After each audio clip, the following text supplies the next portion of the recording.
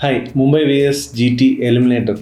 No room for error മാച്ചാണ് രണ്ട് ടീമിനെ സംബന്ധിച്ചും. ഇതിൽ പരാജയപ്പെടുന്ന ടീം ഈ ടൂർണമെൻറ്റിൽ നിന്ന് പുറത്തേക്ക് പോവുകയാണ്. അതുപോലെ തന്നെ ജയിക്കുന്ന ടീം ഒരു കടമ്പ കൂടിയുണ്ട്, പഞ്ചാബുമായിട്ട് ഒരു മാച്ച് കൂടിയുണ്ട് ഫൈനലിൽ എത്തുന്നതിന് മുമ്പ്.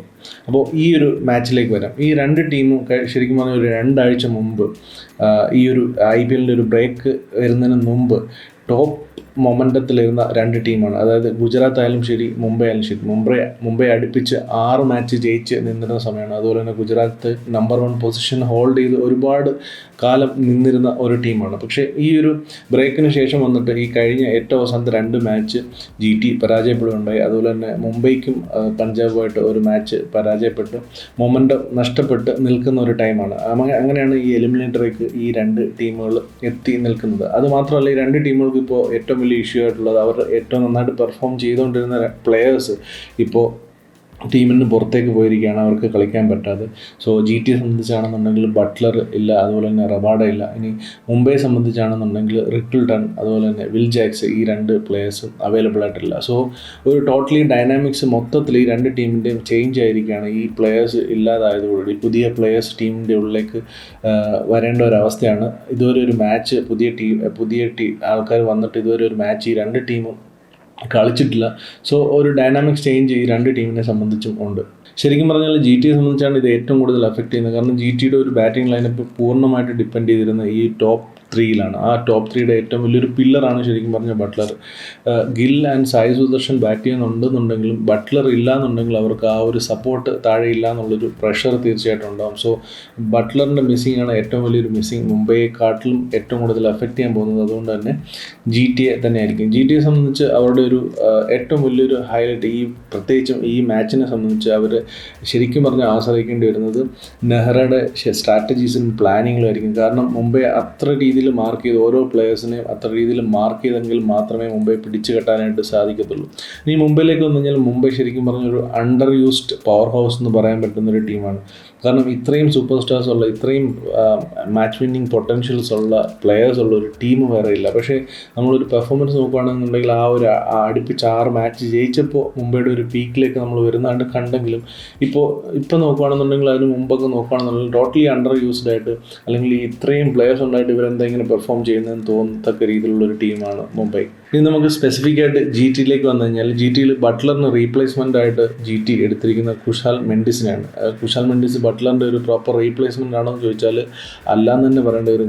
കാരണം ബട്ട്ലറും കുശാൽ മെൻഡിസും തമ്മിൽ ഒരുപാട് വ്യത്യാസമുണ്ട്. ബട്ട്ലറിൻ്റെ ഒരു സ്ട്രൈക്ക് റേറ്റുള്ള ഒരു ബാറ്റ്സ്മാനല്ല കുശാൽ മെൻഡിസ്. അതുപോലെ തന്നെ അത്രയും എക്സ്പീരിയൻസ് IPL പോലുള്ള ഒരു കോമ്പറ്റേറ്റീവ് ടൂർണമെൻറ്റിൽ കളിച്ചൊരു എക്സ്പീരിയൻസോ അങ്ങനെയൊന്നും കുശാൽ മെൻഡിസിന് അവകാശപ്പെടാനായിട്ടില്ല. എങ്കിലും അതാണ് വിക്കറ്റ് കീപ്പർ ആയതുകൊണ്ട് തന്നെ അതാണ് GTയുടെ ഇപ്പോൾ അവൈലബിൾ ആയിട്ടുള്ള റീപ്ലേസ്മെൻറ്റ്. നമുക്ക് ജസ്റ്റ് ഒരു പ്രോബബിൾ പ്ലേയിങ് 11 പറഞ്ഞുകൊണ്ട് പോവാം.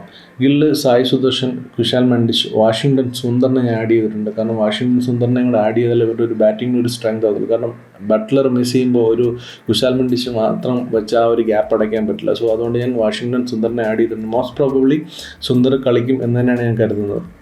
Number 5 Rutherford, Shahrukh Khan, Tewatia, Rashid Khan, Arshad Khan number 9, അതുപോലെ തന്നെ സിറാജ്, സായി കിഷോർ ആൻഡ് ഇമ്പാക്ട് സബായിട്ട് പ്രസിദ്ധ് കൃഷ്ണ, എങ്ങനെയാണ് ആഡ് ചെയ്തിരിക്കുന്നത്. ഇങ്ങനെ വരുമ്പോഴത്തേക്ക് എനിക്ക് തോന്നുന്നൊരു നമ്പർ 8, നമ്പർ 9 അർഷദ് ഖാനും കൂടെ വരുമ്പോഴത്തേക്ക് കുറച്ചൊരു അവരുടെ ഒരു ബാറ്റിങ്ങിൽ ബട്ട്ലർ ഇല്ലാത്തതിൻ്റെ ഒരു പ്രശ്നം മാറ്റാനും, അതുപോലെ തന്നെ അവരുടെ ഒരു ടോപ്പ് 3 കഴിഞ്ഞിട്ടുള്ള ബാറ്റിംഗ് പൊതുവെ വീക്കായിരുന്നല്ലോ. സോ അതിനൊരു മാറ്റം വരുത്താനായിട്ടും ഈ ഒരു ബാറ്റിംഗ് ലൈനപ്പിന് പറ്റും എന്ന് കരുതുന്നു. അതുപോലെ തന്നെ ബോളിങ്ങിലേക്ക് വന്നു കഴിഞ്ഞാൽ റാഷിദ് ഖാനാണ് ഇവരുടെ ഏറ്റവും വലിയൊരു ഇഷ്യൂ. ഈ സീസണിൽ ഇതുവരെ ഒരു ഫോമിലേക്ക് വന്നിട്ടില്ല.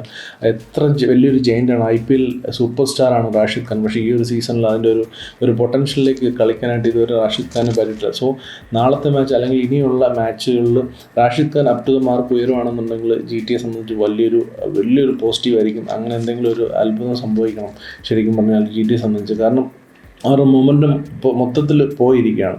അതുപോലെ തന്നെ ഗില്ലിൻ്റെ ഒരു ക്യാപ്റ്റൻസി സായി കിഷോറിനെ പ്രോപ്പറായിട്ട് യൂസ് ചെയ്യുന്നതായിട്ട് ഇതുവരെ തോന്നിയിട്ടില്ല. ചില മാച്ചസിലൊക്കെ കറക്റ്റായിട്ട് യൂസ് ചെയ്തിട്ടുണ്ട്, പക്ഷേ ചില മാച്ചസിലൊന്നും യൂസ് ചെയ്യുന്നതായിട്ട് തോന്നിയിട്ടില്ല. അതുപോലെ തന്നെ ഇവരുടെ ഏറ്റവും വലിയൊരു പോസിറ്റീവാണ് സിറാജും അതുപോലെ തന്നെ പ്രസിദ്ധ് കൃഷ്ണയുടെ ബോളിംഗ്. പ്രസിദ്ധ് കൃഷ്ണ ആ ഒരു ഫോം അങ്ങനെ കണ്ടിന്യൂ ചെയ്തുകൊണ്ട് പോകുന്നുണ്ട്. സിറാജിനെ സംബന്ധിച്ചൊന്ന് ചെറുതായിട്ട് ഡിപ്പ് ആവുന്നുണ്ട് ഫോം ഈ ഒരു ലേറ്റസ്റ്റ് ആയിട്ട് നോക്കുകയാണെന്നുണ്ട്. സോ ഇവർ രണ്ടുപേരും വിക്കറ്റ്സ് എടുക്കുക എന്നുള്ളത് GTയെ സംബന്ധിച്ച് വളരെ ഇമ്പോർട്ടൻ്റ് ആയിട്ടുള്ള കാര്യമാണ്. പിന്നെ വേറൊരു മാച്ചപ്പാണ് അർഷദ് ഖാനും രോഹിത് ശർമ്മയും. ഓൾറെഡി എനിക്കൊന്ന് രോഹിത് ശർമ്മയുടെ വിക്കറ്റ് അർഷദ് ഖാൻ എടുത്തിട്ടുണ്ട് ഈ സീസണിൽ തന്നെ. സോ അതുകൊണ്ട് തന്നെ അർഷദ് ഖാനിനെ സംബന്ധിച്ച് അത് മാത്രമല്ല, ഇപ്പോൾ റിക്കിൾട്ടൺ ഇല്ലാത്തതുകൊണ്ട് തന്നെ ഓപ്പണിംഗ് ചെയ്യുന്ന രണ്ടുപേരും റൈറ്റ് ഹാൻഡർ ആയതുകൊണ്ട് അർഷദ് ഖാൻ വളരെ ഇമ്പോർട്ടൻ്റ് ആണ്. ഇനി ഈ മുംബൈ GT ഒരു രണ്ട് ടീമുകൾ തമ്മിലുള്ളൊരു നോക്കുകയാണെങ്കിൽ ഈ സീസണിൽ 2 മാച്ചും GT ആണ് ജയിച്ചിരിക്കുന്നത്. അതുകൊണ്ട് ടോട്ടലി മൊത്തത്തിൽ നോക്കുകയാണെന്നുണ്ടെങ്കിലും GTക്കാണ് കൂടുതലൊരു അപ്പർ ഹാൻഡ്. ഒരു ഹെഡ് ടു ഹെഡ് നോക്കുകയാണെങ്കിൽ ഈ രണ്ട് ടീമുകൾ തമ്മിലുള്ളൊരു ഹെഡ് ഹെഡ് നോക്കുകയാണെന്നുണ്ടെങ്കിൽ. So again Gill and Sai സുദർശൻ്റെ കയ്യിലാണ് ഇവരുടെ ഏറ്റവും വലിയൊരു ഇതിരിക്കുന്നത്. അവർ രണ്ടുപേരും ഒരു ലോങ് ഇന്നിങ്സ് കളിക്കാൻ പറ്റിയാലേ GTക്ക് ഒരു പ്രതീക്ഷയുള്ളൂ. ബാക്കിയുള്ളവരുടെ എല്ലാം ഒരു കയ്യിലപ്പുറത്തിരിക്കുന്ന തേങ്ങ പോലെയാണ്. ഒരു പക്ഷേ പെർഫോം ചെയ്തേക്കാം, ഇല്ലെങ്കിൽ പെർഫോം ചെയ്തില്ല എന്നൊരു പക്ഷേ. അതുകൊണ്ട് തന്നെ ഈ ഒരു ഓപ്പണിംഗ് പെയറിൻ്റെ പെർഫോമൻസ് അവരെ സംബന്ധിച്ച് വളരെ ഇമ്പോർട്ടൻ്റ് ആണ്. അതുപോലെ തന്നെ നെഹ്റയുടെ പ്ലാനിങ്സ് ആൻഡ് സ്ട്രാറ്റജീസ്, നെഹ്റ മുംബൈയിലെ ഓരോ പ്ലെയറിനെയും മാർക്ക് ചെയ്ത് അവർക്ക് വേണ്ടിയിട്ട് പ്ലാൻസ് തയ്യാറാക്കും എന്ന് തന്നെയാണ് ഞാൻ കരുതുന്നത്. ഇനി നമുക്ക് മുംബൈയിലേക്ക് വന്നു കഴിഞ്ഞാൽ മുംബൈ നമ്മൾ ഓൾറെഡി പറഞ്ഞ പോലെ അണ്ടർ യൂസ്ഡ് ആയിട്ടുള്ള ഒരു പവർ ഹൗസാണ്. ഇപ്പോൾ നോക്കുകയാണെന്നുള്ള ബൂംറ, സൂര്യകുമാർ യാദവ്, തിലക് വർമ്മ, രോഹിത് ശർമ്മ ഇങ്ങനെയുള്ള സൂപ്പർ സ്റ്റാർസ്, ഓരോരുത്തരും ന്യൂസിലൻഡ് ക്യാപ്റ്റൻ തന്നെ അവരുടെ കൂട്ടത്തിലുണ്ട്. അങ്ങനെ നോക്കുകയാണെങ്കിൽ മൊത്തത്തിൽ സൂപ്പർ സ്റ്റാർസ് ഉള്ളൊരു ടീമിൻ്റെ അവരുടെ ആ ഒരു ബലത്തിനനുസരിച്ചുള്ള പെർഫോമൻസ് അവർ കാഴ്ചവെച്ചിട്ടുണ്ടെന്ന് ചോദിച്ചാൽ ഇല്ല എന്ന് തന്നെ പറയേണ്ടി വരും. സോ ക്യാപ്റ്റൻ ഹാർദിക് പാണ്ഡ്യ ഇതിന് റിസോഴ്സിന് യൂസ് ചെയ്യുന്ന കാര്യത്തിൽ കുറച്ച് പിന്നോട്ടാണ്, അല്ലെങ്കിൽ സ്വയം യൂസ് ചെയ്യുന്ന കാര്യത്തിലും കുറച്ച് പിന്നോട്ടാണെന്ന് എനിക്ക് തോന്നിയിട്ടുണ്ട്. കാരണം ഹാർദിക് പാണ്ഡ്യ പലപ്പോഴും ഈ ഒരു മാച്ചിലൊക്കെ ക്രൂഷ്യൽ സിറ്റുവേഷനിൽ ബോൾ ചെയ്യേണ്ടി വരുമ്പോൾ വേറൊരു ബോളറിനെ ഡിപ്പെൻഡ് ചെയ്യുന്നതായിട്ട് നമ്മൾ കണ്ടിട്ടുണ്ട്. ഹാർദിക് പാണ്ഡ്യ തന്നെ ഒരു പവർ ഹൗസാണ്. സ്വയം യൂസ് ചെയ്യുകയാണെന്നുണ്ടെങ്കിൽ, ബാറ്റിങ്ങിലാണെന്നുണ്ടെങ്കിലും ബോളിങ്ങിലാണെന്നുണ്ടെങ്കിലും മുന്നിലേക്ക് വന്നിട്ട് സിറ്റുവേഷൻസിൽ സ്വയം യൂസ് ചെയ്യുകയാണെന്നുണ്ടെങ്കിൽ തന്നെ മുംബൈക്ക് വലിയൊരു അഡ്വാൻറ്റേജ് ആയിരിക്കും. സോ മുംബൈയുടെ ഒരു പ്ലേയിങ് 11 എന്തായാലും നമുക്ക് നോക്കാം. Rohit Sharma, Bairstow, Tilak Varma, SKY, Hardik Pandya, Naman Dhir, Bevon Jacobs, Santner, Deepak Chahar, Boult, Bumrah and Karan Sharma impact സബായിട്ട് ആഡ് ചെയ്തിട്ടുണ്ട്. ഈ ഒരു പക്ഷേ ബെവോൺ ജേക്കബ്സിന് പകരം അസലങ്കയായിരിക്കും മുംബൈ കളിപ്പിക്കാൻ പോകുന്നത്. ഒരു മോസ്റ്റ് പ്രോബബ്ലി എനിക്ക് തോന്നുന്നത് അസലങ്കയായിരിക്കും. ഞാൻ എന്തായാലും ബെവോൺ ജേക്കബ്സിനെയാണ് ആഡ് ചെയ്തിരിക്കുന്നത്. സോ അതുപോലെ തന്നെ വേറൊരു ഫാക്ടറാണ് തിലക് വർമ്മയുടെ ഫോം. തിലക് വർമ്മ ഈ സീസണിൽ ഒരു 2 മാച്ചിലല്ലാതെ നന്നായിട്ട് പെർഫോം ചെയ്തിട്ടില്ല. അതിൻ്റെ മെയിനായിട്ടുള്ള റീസൺ ബാറ്റിംഗ് പൊസിഷൻ താഴേക്ക് ഇറങ്ങേണ്ടതാണ്.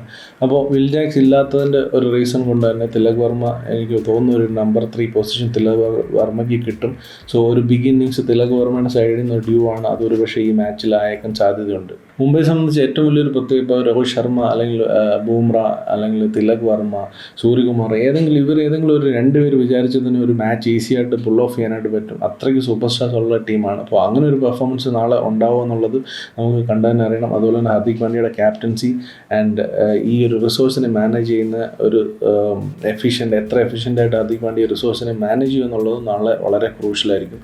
തീർച്ചയായിട്ടും മുംബൈ തന്നെയാണ് ഫേവറേറ്റ്സ്. കാരണം മുംബൈയുടെ കയ്യിൽ തന്നെ ഒരു കമ്പയർ ചെയ്യുമ്പോൾ കൂടുതൽ മൊമെൻറ്റം ഉള്ളതും ഒരു വിൻ ചെയ്തു വന്നതിൻ്റെ മൊമെൻറ്റം ഉള്ളതും അതുപോലെ തന്നെ മാച്ച് വിന്നിങ് പ്ലെയേഴ്സ് ഉള്ളതും ഒരു ബാലൻസ് ഉള്ളതും എല്ലാം മുംബൈയുടെ കയ്യിൽ തന്നെയാണ്. സോ മുംബൈ തന്നെയാണ് ഫേവറേറ്റ്സ്. പക്ഷേ GT ഒരിക്കലും അണ്ടർ എസ്റ്റിമേറ്റ് ചെയ്യാൻ പറ്റാത്ത ഒരു ടീമാണ്. കാരണം പ്രത്യേകിച്ചും നെഹ്റ ആ രീതിയിലാണ് ബോളിംഗ് ഹെവി ആയിട്ടുള്ളൊരു ടീമാണ്. ഒരു പക്ഷേ വന്നിട്ട് പ്രസിദ്ധ് കൃഷ്ണ അല്ലെങ്കിൽ സിറാജോ ഒക്കെ വന്നിട്ട് ഒരു ഓൺ എ ഗിവൺ ഡേ വന്നിട്ട് ഒരു അന്യായ പെർഫോമൻസ് കൊടുക്കാനായിട്ട് സാധ്യതയുണ്ട്. അങ്ങനെയുള്ള പെർഫോമൻസ് ഈ സീസണിൽ തന്നെ അവർ കൊടുത്തിട്ടുണ്ട്. ഒരു പക്ഷേ റാഷിദ് ഖാൻ മുന്നിലേക്ക് വന്നിട്ടൊരു നല്ല പെർഫോമൻസ് കൊടുക്കാൻ സാധ്യതയുണ്ട്. ബാറ്റിങ്ങിലേക്ക് വന്നാൽ നമുക്കറിയാൻ പറ്റില്ല.